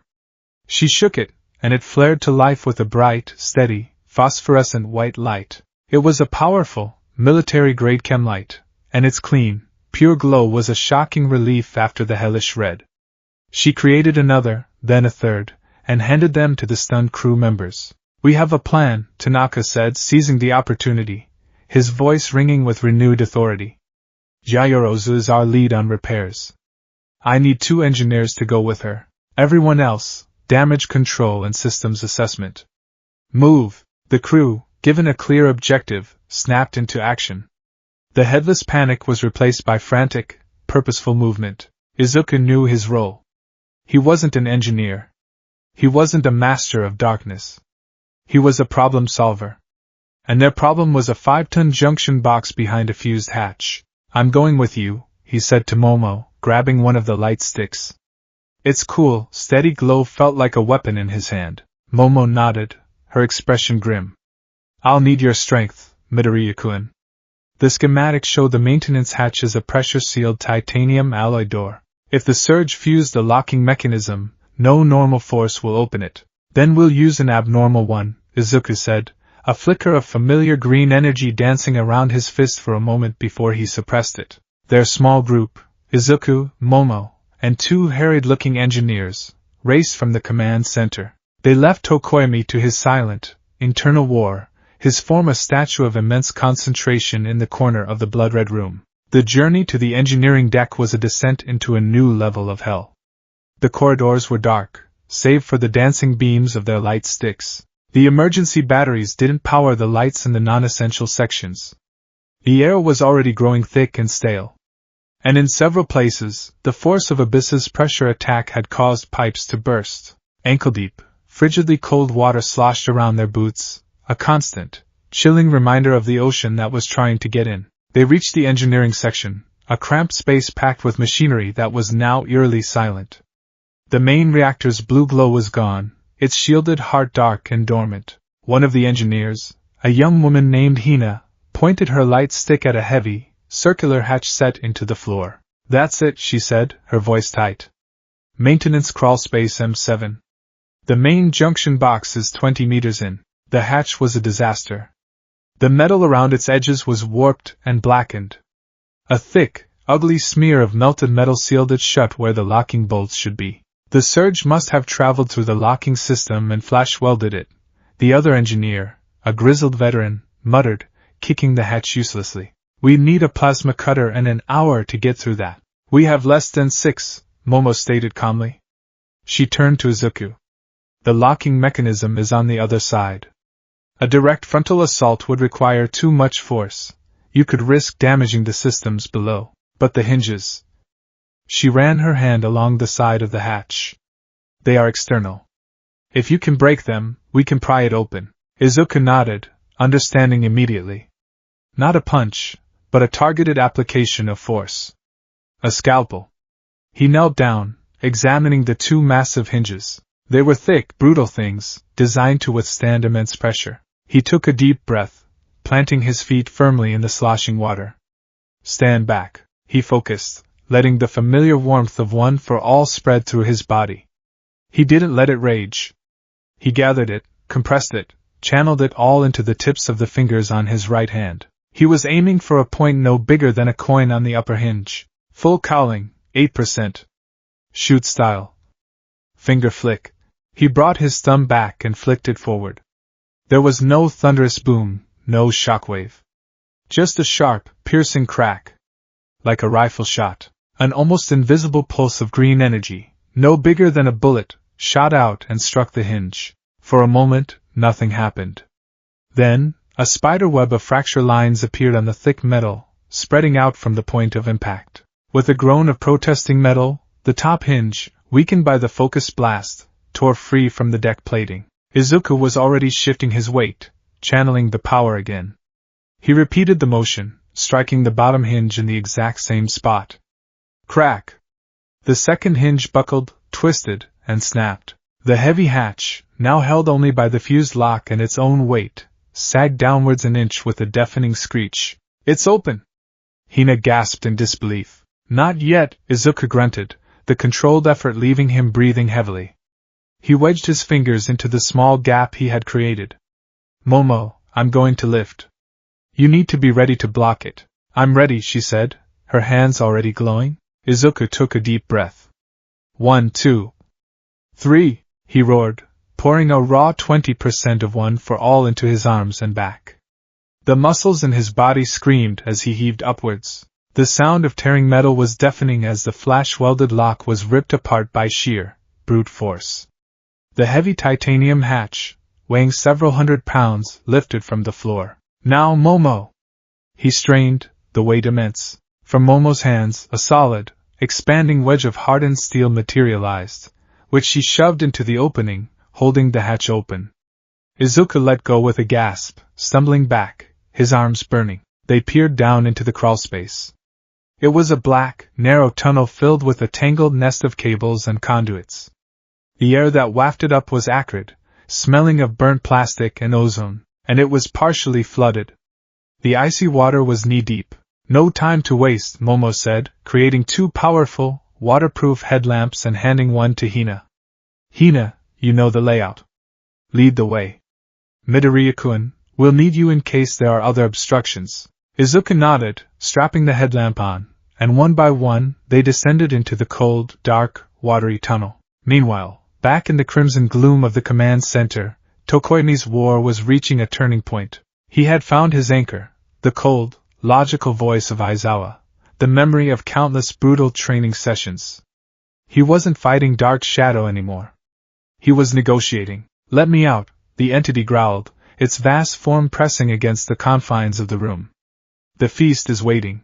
There is no feast here, Tokoimi whispered, his eyes closed.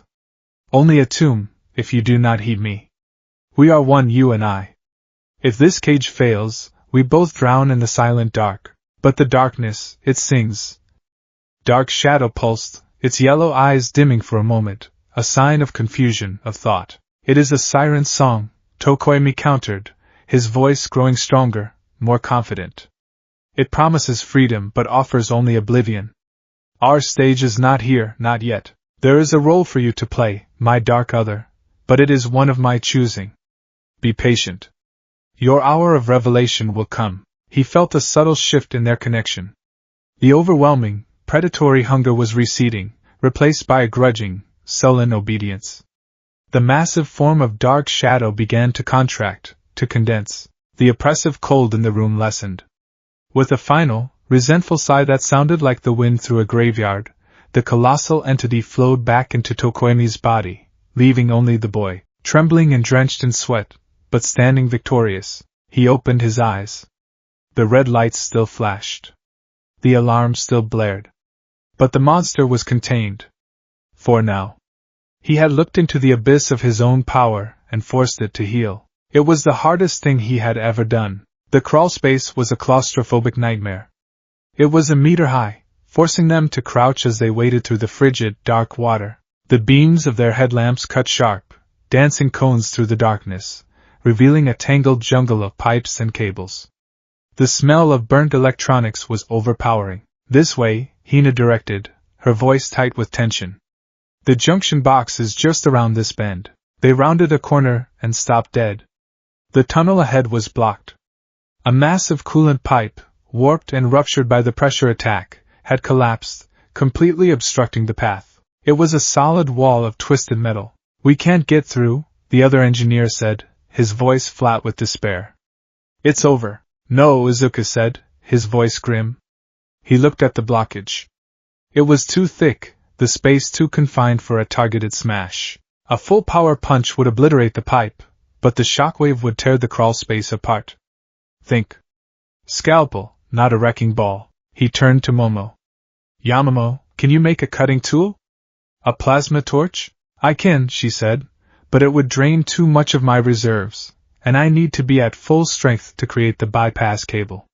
It also risks igniting the ozone in the air. Izuku's eyes darted around the confined space, his mind racing. The pipe. The water. The enclosed space. An idea, insane and dangerous, began to form. Hina, he said, turning to the engineer.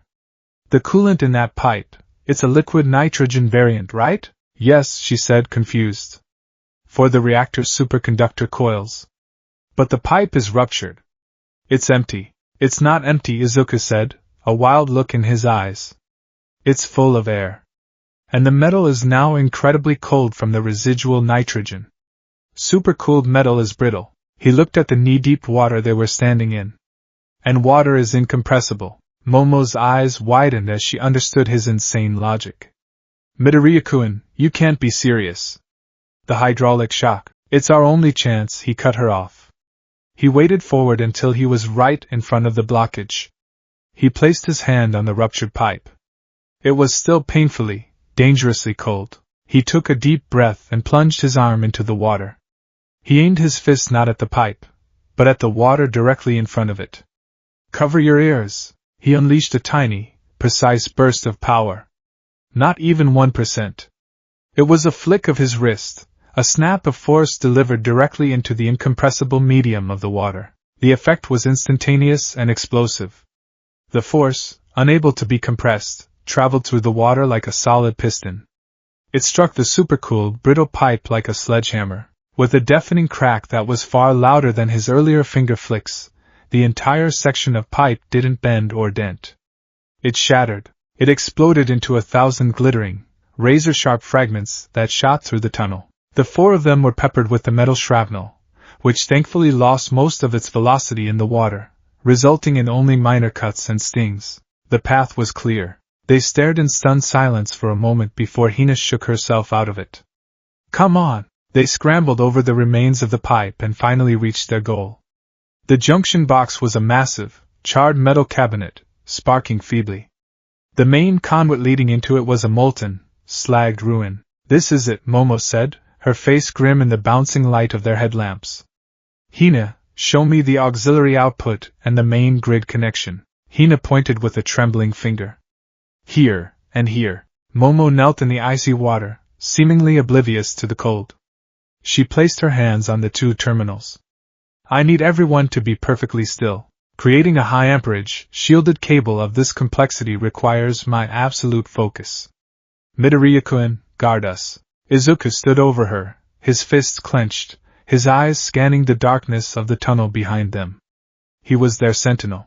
Momo's hands began to glow with a brilliant golden light, a miniature sun in the wretched darkness. A thick, heavily insulated cable, shimmering with complex inner workings, began to extrude from her skin, coiling in the water at her feet. It was an act of incredible creation, a miracle of biology and physics happening in a flooded, burned-out tunnel at the bottom of the ocean.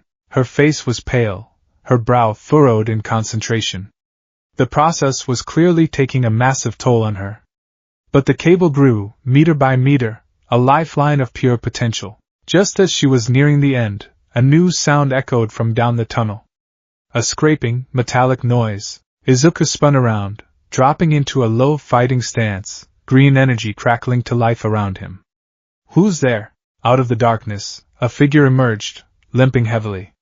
Its form was indistinct at first, but as it entered the beam of Izuku's headlamp, he saw who it was. Tokoimi. He was leaning heavily against the wall, his cape torn, his face pale and drawn. But his eyes, even in the dim light, burned with a new, fierce intensity. Revelry in the dark. He rasped. I figured you could use another watchman. He had won his battle. And then he had come to help them fight theirs. But he wasn't alone. Behind him, a massive, shadowy form detached itself from the wall. Dark Shadow. It was smaller now, roughly the size of a large man, but its form was more defined, more solid. It moved with a silent, deliberate grace, its yellow eyes scanning the darkness not with hunger, but with a cold, protective vigilance. It had been given a new purpose, the junction box. Tokoimi said, looking at the sparking ruin. It is unstable. The feedback loop could re-engage when power is restored. He's right, Hina gasped. If there's another surge, it could blow the bypass cable before the system stabilizes. Momo was still concentrating, the last few inches of the cable extruding from her hands. She couldn't stop. We need to hold the main conduit in place, Hina said frantically. Keep it from arching to the chassis when the power hits. But it's heavy, and the voltage. Before she could finish, Dark Shadow flowed forward. It didn't speak. It simply acted. Two powerful, shadowy claws wrapped around the thick, molten remains of the main conduit, gripping it firmly. Another tendril of shadow wrapped around a secure ceiling support, anchoring itself. Dark Shadow can hold it, Tokoyami stated, his voice ringing with a newfound symbiosis. It is an insulator. The living darkness fears no lightning. Izuku stared, awestruck. Tokoyami hadn't just contained his power, he had mastered it. He was using his greatest weakness, the overwhelming power of Dark Shadow in the dark, as their greatest strength. It was a living, sentient, perfectly insulated tool. It's ready! Momo cried out, her voice strained. The golden light from her hands faded, leaving a thick, beautifully crafted bypass cable lying in the water, its terminals gleaming. Connect it! Now! The two engineers, moving with desperate speed, grabbed the cable. They attached one end to the reactor's auxiliary output. Hina took the other end, her hands shaking as she approached the main grid terminal. Everyone brace! She yelled. She jammed the terminal into place. For a terrifying second, nothing happened. Then, with a sound like a thunderclap, power surged through the bypass cable. A shower of brilliant blue sparks erupted from where Dark Shadow was holding the ruined conduit, the stray voltage arcing wildly. The shadow entity didn't even flinch, absorbing the immense electrical charge without effort. The emergency red lights in the crawlspace flickered and died, and then the main, white lights flickered on. The blessed, beautiful hum of the ship's core systems returned. The ventilation fans whirred back to life, and fresh, clean air began to circulate once more. They had done it. In the brightly lit tunnel, they looked at each other, four exhausted, soaking wet, and slightly singed students, covered in grime and minor cuts, standing in a flooded, ruined corridor at the bottom of the ocean. Izuku looked at Momo, who was leaning against the wall, pale but smiling with relief. He looked at Tokoyami, standing tall, his partner of living shadow now retreating obediently into his back. They weren't just students anymore. They were a team. And they had just brought their world back from the brink of death. The return of light and power was not a moment of triumph, it was a reprieve. A gasping breath taken before the next plunge into icy water. The brilliant, steady white of the main lights banished the claustrophobic red gloom but revealed the stark reality of their situation with pitiless clarity. The Triton was alive, but it was grievously wounded. In the command center, the mood was a strange cocktail of profound relief and simmering dread. The main reactor was stable, but running on a jury-rigged bypass that Momo, with characteristic foresight, had warned was only rated for 72 hours of continuous operation. Life support was stable, but the main drive was a mess. The delicate magnetic coils that formed the submarine's near-silent propulsion system had been severely damaged by the pressure fluctuations. They could move, but only at a fraction of their top speed, and every meter they traveled would put immense strain on the already compromised system. They were a wounded animal, bleeding in waters ruled by a shark. Escape was not an option. Hiding was temporary at best. That left only one, terrifying path forward, to fight. He's still out there, Exo Tanaka stated, his voice a low growl. He stood before the main tactical display, which was now blessedly active. Passive sonar is picking up, nothing. The silence is more unnerving than the noise. He's watching, Izuku said, his voice quiet but firm. He was back at his console, a fresh notebook open, though his hands still trembled slightly from the exertion in the crawlspace. He demonstrated his power, showed us he could crush us at will. Now he's waiting. He wants to see if we'll obey and run. An act of supreme arrogance, Tokoyami observed. He stood near the back of the bridge, a figure of quiet intensity. Dark Shadow was nowhere to be seen, but its presence lingered around him like a cool shroud. The ordeal in the blackout had forged a new, deeper understanding between them, and the result was a stillness in Tokoyami that was more formidable than his previous agitation. Arrogance gives us an opening, Momo countered.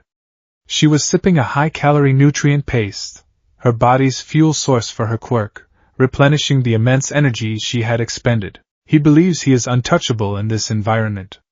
It will make him predictable. While they spoke, Captain Selkie's voice, tinny and strained, crackled over the comms from the medical bay. He was out of his Selkie form, back to his human self, and was overseeing Tsuyu's treatment. Bridge, what's our status? Is Aji clear to join you? The ship's doctor answered. Her suit held, but the kinetic force of the impact caused severe deep tissue bruising and a mild concussion. She's tough, Captain, but she needs to stay in the infirmary for at least another 12 hours. A collective wave of relief and concern washed over the students. She was safe, but she was out of commission. Their aquatic expert was sidelined. Understood, Selkie replied. Tanaka, status on the Hunter? No sign of him, Captain, the XO reported. But we have a new problem. His broadcast. It didn't come through a standard radio frequency. It was vibratory. It used the water and our own hull as a transmission medium. Which means, Izuku muttered, his pen flying across the page, that as long as he's in contact with the water, he can talk to us whenever he wants. It's a psychological weapon, but it also gives us something to track. My thoughts exactly, Midoriya, Tanaka said, a hint of approval in his tone. Sonar team, I want you to analyze the resonance of that broadcast. Filter out everything else. I want to know where that voice was coming from. Pinpoint it. The sonar officers, working with a frantic intensity, began to isolate the strange frequencies. For an hour, the only sounds were the soft hum of the ship and the clicking of keyboards. They were sifting through an ocean of data, looking for a single, malicious whisper. Got it, a young officer finally said, his voice tight with excitement. It's faint, and there's a lot of geothermal and seismic interference. But I have a point of origin. A single, fixed point. Put it on the main screen, Tanaka ordered. A new marker appeared on the bathymetric map of the Japan Trench. It was a blinking red dot, situated approximately 30 kilometers from their current position, deeper still into the trench, and it was located directly on the sheer, vertical face of the trench wall itself. There's nothing there, the officer said, confused. The geological surveys of this region are comprehensive. It's a solid rock face, thousands of meters high. No caves, no significant geothermal activity recorded. The records are wrong, Momo stated, walking up to the screen. Or they're outdated. A villain of this power, with a quirk that grants him dominion over the deep, he wouldn't operate from a simple cave. He would need a base. A significant one. To amplify his quirk, to sustain himself, he would need a colossal power source. Geothermal interference, Izuku whispered, his eyes widening. You said the signal had geothermal interference. What if it's not interference? What if that's his power source? He pointed a trembling finger at the screen. He's not near a geothermal vent. He's on top of one. An unmapped one. He's built his lair on a live undersea volcano. The implication was staggering. To build a habitat capable of withstanding the heat, pressure, and corrosive chemicals of a deep-sea hydrothermal vent required technology and resources far beyond any known villainous organization. We need to see it, Tanaka said, his jaw tight. We need to know what we're up against. But if we move the Triton, he'll know we're coming. We're too loud, too slow. The Triton doesn't have to go, Momo said, a spark of inspiration in her eyes. The ship is equipped with a Nautilus-class deep-sea reconnaissance drone. It's small, unmanned, and designed for stealth. The pressure would crush it, Tanaka argued. It's only rated for 7,000 meters. Its standard configuration is, Momo corrected him smoothly. But its chassis is a modular carbon composite frame. The material is strong. It's the design that's the weak point. I can fabricate reinforcement struts, a pressure-resistant shell for the primary processor, and a more efficient power cell. I can make it strong enough. Izuku's mind latched onto the idea, expanding it. And its sensor suite is passive. If we keep its propulsion to a minimum, it will be virtually invisible to sonar. We can add a high-gain, narrowband antenna to its comms system. It can squirt data back to us in short, compressed bursts that would be almost indistinguishable from background noise. The plan came together in a flurry of collaborative genius. While Momo headed to the fabrication unit, her mind already alight with designs and material compositions, Izuku worked with the comms officer to write a new, encrypted data compression algorithm. Tokoemi, surprisingly, offered a crucial piece of strategic advice. The creatures of the abyss are drawn to light and heat, he said, his voice a low rumble. If the lair is powered by a geothermal vent, it will be a beacon for all life in the trench. The drone should not avoid this life, it should mimic it. Program its movements to be erratic, like a scavenger. Use its external lights to flash in patterns that mimic the bioluminescence of the local fauna. Hide in plain sight. Be a ghost among ghosts. It was a brilliant touch of natural camouflage, born from a mind that understood the rhythms of the dark. For the next 3 hours, the Triton became a workshop. Momo, fueled by 2 more nutrient packs and sheer force of will, worked tirelessly. Golden light flickered from the fabrication bay as she created a stream of custom-made components. She forged delicate, spider-like struts of woven carbon fiber, a new, denser casing for the drone's delicate electronics, and a small, powerful battery that hummed with stored energy. The drone, affectionately nicknamed the Nautilus by the crew, was transformed. Its original, sleek frame was now encased in an angular, almost skeletal-looking cage of Momo's creation. It looked less like a piece of high-tech equipment, and more like the carapace of some strange, deep-sea crustacean. It was ugly, but it was strong. Finally, it was ready. The modified drone was loaded into a small, repurposed torpedo tube. Nautilus is ready for launch, the weapons officer reported. Launch the drone, Tanaka ordered. With a soft hiss of compressed air, the Nautilus was ejected from the submarine. It floated for a moment, its systems coming online, then its small, newly reinforced thrusters fired, and it began its slow, silent journey towards the lair of the beast. The command center became a vigil. They watched a single, crawling dot on the tactical map. The 30-kilometer journey would take hours at the drone's stealthy pace. The 4 students and the XO gathered around the main console, the tension thick enough to taste. First data squirt incoming, the comms officer announced after what felt like an eternity. A new window opened on the screen. It was a video feed, grainy and distorted by the immense distance and pressure, but it was a view. The drone was moving through a landscape of surreal, nightmarish beauty. Jagged rock formations, sculpted by millennia of unimaginable pressure, rose like a mountain range in the dark. Strange, ghostly white creatures flitted at the edges of the drone's limited lights. It's following the thermal gradient, Izuku noted, pointing at a temperature graph. It's getting warmer. We're on the right track. They watched, mesmerized, as the drone continued its journey. The water outside its camera grew murkier, filled with strange, shimmering particulates. The temperature climbed steadily. Geothermal activity is increasing, Hina, the engineer, confirmed from her station. The water is becoming saturated with hydrogen sulfide. Then they saw it. At first, it was just a faint, distant glow, a smudge of orange and red against the infinite black. As the Nautilus drew closer, the glow intensified, revealing its source. It was a cluster of massive hydrothermal vents, so-called black smokers, spewing superheated, mineral-rich water into the abyss. They looked like colossal, twisted chimneys built by a mad god, belching clouds of black smoke into the water. The area was teeming with life adapted to this toxic, hellish environment, fields of giant tube worms, their red plumes waving eerily in the currents, and swarms of pale, blind crabs scuttling over the rocks. And nestled amongst this alien landscape, built directly into the cliff face, was the lair. It was not a structure so much as a scar. A vast, jagged complex of metal and rock that seemed to have grown out of the trench wall. It was a chaotic amalgamation of different structures, some sleek and clearly manufactured, others crude and seemingly pieced together from scrap. The entire complex was centered around the largest of the black smokers, with massive, insulated pipes siphoning off the raw, thermal energy. Lights glowed from dozens of viewports, casting an eerie, orange glow on the swirling black smoke. My God, Tanaka breathed. He didn't just build a base. He built a city. The drone crept closer, its camera panning across the monstrous facility.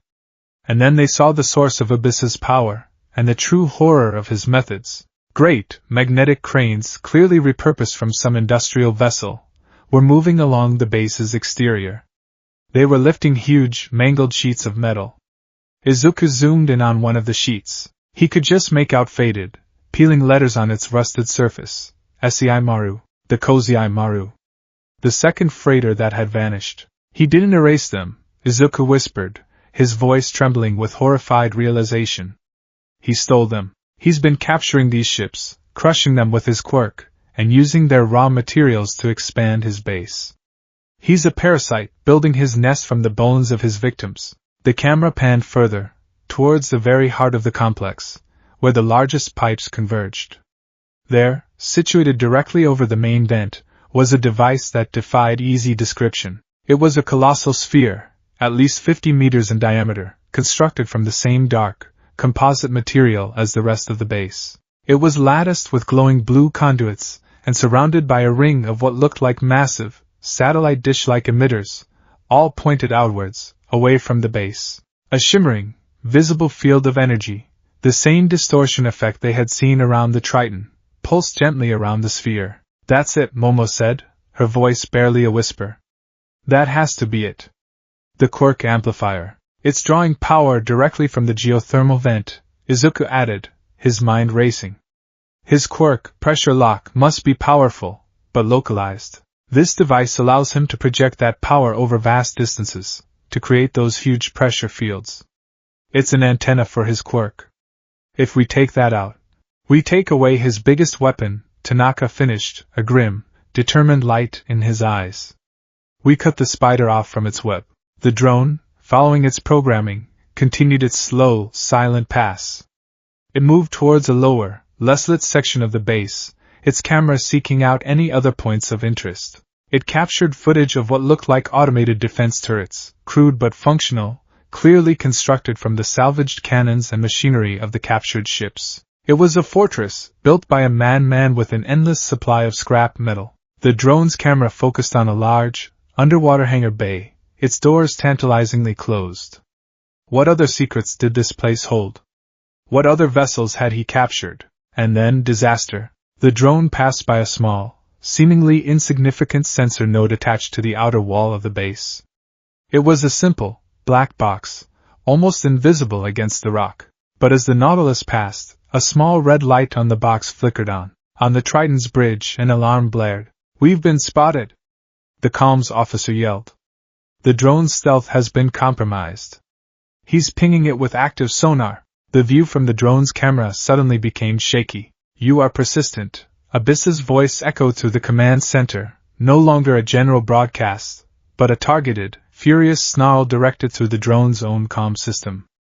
"And foolish." The shimmering distortion field around the quirk amplifier on the screen flared violently. The world through the drone's camera warped. The water seemed to twist and fold in on itself. A visible wave of pure force, a ripple in the fabric of the deep, shot out from the base and slammed into the Nautilus. The video feed dissolved into a maelstrom of color and static. The audio channel screeched with the sound of metal being torn and crushed. For a single, horrifying second, the camera feed cleared, showing a glimpse of the drone's own mangled chassis being crumpled like a piece of paper. Then, the screen went black. The data stream was severed. The crawling dot on the tactical map winked out of existence. The Nautilus was gone. Silence descended upon the command center. It was a heavy, suffocating silence, filled with the ghost of crushed metal and the chilling echo of Abyss's voice. They had found the dragon's lair, but in doing so, they had poked the dragon in the eye.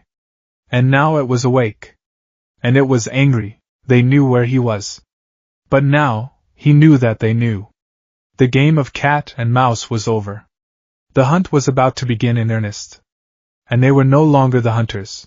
Izuku stared at the black screen, his mind a maelstrom of terror and frantic calculation. The horrifying scale of Abyss's operation, the quirk amplifier, the fortress built from the graves of his victims. It was almost too much to comprehend.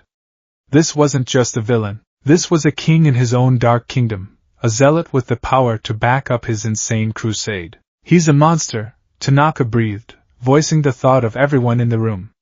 He slammed his fist down on the armrest of his chair, the sound a sharp crack in the tense quiet.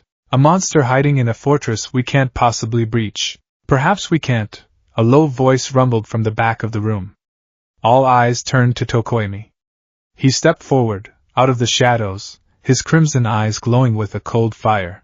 "But a fortress is still just a cage. And every cage has a key." He looked at Izuku, then at Momo. A silent, frantic conversation was already happening in their eyes, a spark of desperate strategy igniting in the face of impossible odds. The drone was gone, but it had given them the one thing they needed more than anything else: a target.